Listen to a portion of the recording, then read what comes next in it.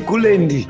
Sakana zvekare kwatiri kuita paKulian TV channel yenyu patinokupai maupdates now nezvinhu zvakasiyana siyana zvinenge zvichiitika munyika yekwedu. Iko zvinezvi ndiri kusangana nenyaya iri kupisa ende kuti nyaya dzacho dzakawanda dzinopedzera wakutazonyazonzwisa kuti ndotangira pane ipi, but rekedza titangire pane inei yandiri kuona iye kuti the Reserve Bank of Zimbabwe RBZ Governor Dr. Mushayavanhu has confirmed the new ZIG notes are ready for release through banks and authorized channels. He said the rollout will be gradual and carefully aligned with economic conditions and genuine cash demand. Dr. Mushayavanhu added that the notes are expected to be introduced within the first 3 months of 2026 and will not increase money supply as banks will exchange cash for their existing electronic RTGS balances held at the Reserve Bank. Saka chema bond ichi chagadzirirwa kuti something chakuda kupinda mu circulation akuda kunyatsounzwa akatowande because apa all along yenga rinyaya kuti vaima limiter. I mean that was their strategy kuti akaita mashoma anoramba achingoita se ari pa demand achingoningina. But the other thing inini hangu chandakambotadza kufarira it was the issue yekuti ukaona mari ichitido budiswa yotanga ku advertisewa ina ndione hangu kuti panenge pane zvinhu they know very well kuti pana baka toda kumbokanga vanhu makangire chao. But that one is a topic for another day. Pane nyaya yaita kuti ndinyatsoningina panapa tisatapinda pane imwe yacho because since dzakati one day toda kuti tionesane. These people vakutanga kutaura zvakawanda hanzi baba vaNelson Chamisa vanga vari musoja ndonyaya ndoda kuti titaure nezvayo. But that nyaya yoka handisota nayo zvakanyanya. Pane yatoda unojambira yavari kuda kuhwandisa vachida kubudisa nyaya dzakaita sedzidzi because there is this guy panapa ari kuti Nelson Chamisa's father was a member of Rhodesian Security Forces. We met in 1981 at Zimbabwe Military Academy.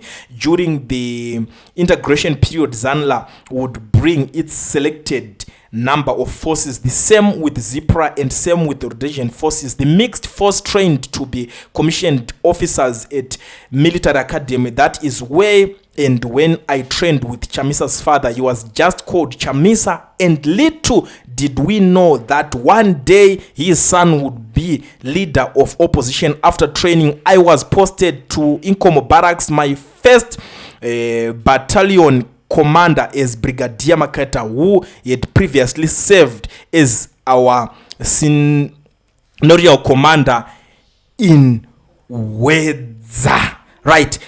So arikuti zvoni ini zvangu pane zvinhu zvese izvi zvekushandana ningirikini arikuti zotaura kuti zvoni we had a mix of ZANLA and ZIPRA forces as part of integration process. I actually trained alongside Nelson Chamisa's father, who graduated as a captain. Saka ukono kuti zvinhu zvazvo I don't know. Andisuzeni kuti what is the purpose of publishing this information kuti saka baba vake takazotraina navo vanga vari veZAPRA ZIPRA chinchi pane something message yavada kutraina kubudisa. Saka isusu tangoti ngonzwaiwo zvavari kutaura zvekuita nemashoko ava vari kubudisa vachitaura ndimunozviziva. But isusu tikuziva the purpose yavari kubudisira that information now is because vari kuda kurova counter pane nyaya toda kuti tiendere. Nyaya iripo ndeyekuti kuda Tagwirei akaonekwa achipinda matogate asiri kubhadhara enda aifamba nemota dzake dzakawanda chaizvo. Toziva kuti a group of cars dziri kufamba nemunhu wana ari kuenda kwaari kuenda iye namadhamu wake. Ichi chinenge chiri ipapo it's motorcade. Ndakazvitarisa inini mazira angu kuti unenge uchifamba nemotorcade because chatoziva muZimbabwe mota dzega dzingabvumidza kubhadhara togate dzichingopinda dzakatoenda ndo mota dzacho dzetogate idzodzo. Even though takuzonzwa nyaya dzakawanda aiwa pane ma-e-tags kuti unongosvika mota yako uchingonopinda zvema-e-tags nangu honestly speaking idzo ndo nyaya dzekuti hatinyanyise kudziteerera. Honestly hatina chatinoteerera panyaya idzodzo. takuudzwa zvema-e-tags nhasi taamabharanzi ekuti tinoudzwa kunzi aiwa ma-e-tags zvakazodai. chokwadi chingoripo apa achiputse ukama. chokwadi chingori straight forward ichi. chokwadi chekuti hachina kana mangwana kana kutendererana kana kuita sei. Unopinda togate usina kubhadhara sei? Uri kuzviona kunge uri papi iwewe? we need an explanation nemusoro, because explanation vakada kuzobudisa vakuda kutanga kutora mafoto vachitiradza tumapepa toita tovanobhadhara panhingirinde group of people. Saka alright, ivo inini chinhu chatizonetsa nguva tisaona chibharanza, tinodzungaira zvekudaro kuti imimi makanyatsopinda matogeti aya zvakadaro zveshuwa, mapedza kupinda matogeti akadaro mubva matonyatsofunga kuti saka rega tizotora mafotos futi emanhingirinde emaibhadhara matogeti mamabhadhara nguva ibhozi makangopinda mota dzingoti pum kuti marisisi tauri wabhadharwa kupi futi kuti zviri kuenderana papi nekungopinda patogeti ise mota dzisina kutombomira ngosvika dzingoti pum mozobudisa ndetwechi tumapepa twatwa kubudiswa vachida kuti vharavhara vanhu, ende vamuka munhu wese ari busy kudefenda zvinhu zvisina nebasa rese. isu hatimbofe takadefenda zvinhu zvakadhakwa kudaro because we want answers. Kana handiti watotora vhidhiyo kutotiratidza kuti mukufamba muchingopinda matogeti musingabhadhari, makuchifanira kuchitiratidza waka kuti ko sei one sei mota dzenyu muri kufamba mune mota hobho dzakawanda kudaro. 2 sei mota dzacho dzodzo dzisiri kubhadhara patogeti kana muri kupuwa motakedi kuti mufambe nawe, mukufamba nemotakedi makamira sana. Because isusu takanzwa kuti muZimbabwe hakuna munhu achabvunzwa kufamba nemotakedi kunze kwapresident, vice mune mavice president ake 2, that's it, zvatopera. Ko vamwe vese vari kufamba nematogedi nemamotakedi ndezvekudii, ndedzei motakedi dzacho dzodzo? Famba wakaita kugadwa aiwa munhu aurambidzwe kuita security yako 1 or 2, but kuzofamba nemhomho yemota and on top of that uri kungoenjoy mabenefits apresident, chii chakadaro ichocho? Saka kuda kuti munhu anenge aakutoita ari kutokontrola masystems zvakatodaro zvakatoenda. Ndakanzwa imwe nyaya futi yakataurwa naTagwirei ende ndakatoti iyi nyaya ikai inofanira kutozoonekwa kuti yakamira sei. Pataiti umwe mutemo munyowano vakutanga kuisa kuti kumasave station hatidi kuona munhu anovhura save station ari muforina muZimbabwe. Tiri kungoda kuti vana vevhu vabenefite. Matakshop hatidi munhu anovhura takshop ari muforina, toda kuti munhu angarechi ari muZimbabwe.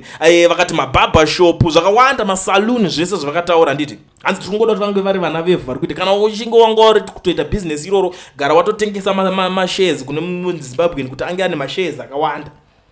Tikati makutanga kuda kukwadzisa vanhu mabasa, but zvinhu izvozvo zvisati zvaitika zvakatotaurwa naTagwirei. Hatichadi kuona munhu matakshop anenge ari wekunze. Vakatombonetsana namutsvangwa kuti aiwa udze vanhu kuti vasauye kumatakshop mane, ukuwaudza vanhu wakamira paiwo uri ani. Saka isusu hatichidi zvekuvharwa because mune matanga nyaya dzenyu. Tinotoona kuti Tagwirei akutotonga chinhu ichi.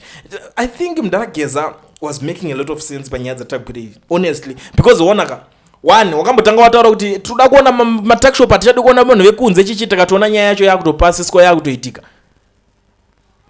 Handiti izvozvo taakuona makungobuda muchingopinda manhingiri nenyu nematogeti because ndo mapindiro akangoita ndo zvinongoita motakedi aimire paipai kungopinda kungoti pum hakuna. Kana uchinge une proof unofungidzwa kuti motakedi pane mbokambona yakamira patogeti ichibhadhira mari ndiratidze, ndo zvainonhingirina zvaikatodesignwa iri mota dzawo kungosvika dzakatopinda. That is the same system yakuitika pana Tagwirei. Why ari kuwana that privilege yekuita zvinhu zvese izvozvo? Tozviziva, takadzinzwa nyaya dzake kuti hanzi pakuya yakaitika akadoneta fuel, pakuya yakaitika akadoneta mari dzekuti dzinge dzichiita kuti zvinhu zvichifamba mumabarracks. The reason ndeyekuti kwete because of Zimbabwe yanga isina mari, but the reason was chinje kuti munenge makuda kunopandukira hurumende yanga iripo iyoyo. Saka munenge muda kunoipandukira matreasure anenge achiri kushandira president anenge aripo. Saka mari inenge isina kurelease kuti inge chinoshandiswa izvozvo, ende inoda kuzozikanwa kuti kochicha kuitika mari yese yakuita se yakubudiswa chishandiswa. Ndobva wabudisa yake tozvounderstanda kuti he was the funder, the donor, the main problem solver or whatever, wanenge ari kana kuti investor or whatever. Saka kana mainvestor kama kainvestor umupresident wamunangagwa. And the funny thing takazonzwa yangonza yesikuhanzi Operation Restore Legacy, it's a topic for another day, but it's something chekuti we are not happy about. Now makuti takuswera muchitudza nonsense kuzvima newspapers zvemuZimbabwe hanzi Chamisa's father chichi takazodai tikati atina basa nenyaya yaChamisa's father, zvababa vaChamisa atina basa nazvo. Isusu toda kuziva kuti why iwewe uri kupa mabenefits apresident, sei uri kufamba nemotakedi, sei mota dzako dzisiri kubhadhira tollgate, sei uchiti ukadedzera kuti kwakata uchade vanhu vakadai, kwakata uchade vanhu vakadai, tozonzwa mangwana zvapasiswa. Makutonga Zimbabwe yacho muri vangani? Ndo questions atoda kuziva iwayo. Kulian TV, Team VAT. Asi vanhu vachishamisika. Kulian TV haichatsika. Saka subscribe wozolaika. Nechawana zvese pana chichazosha. Everybody say Kulian, yeah. Information need brilliant, yeah. Everybody say Kulian.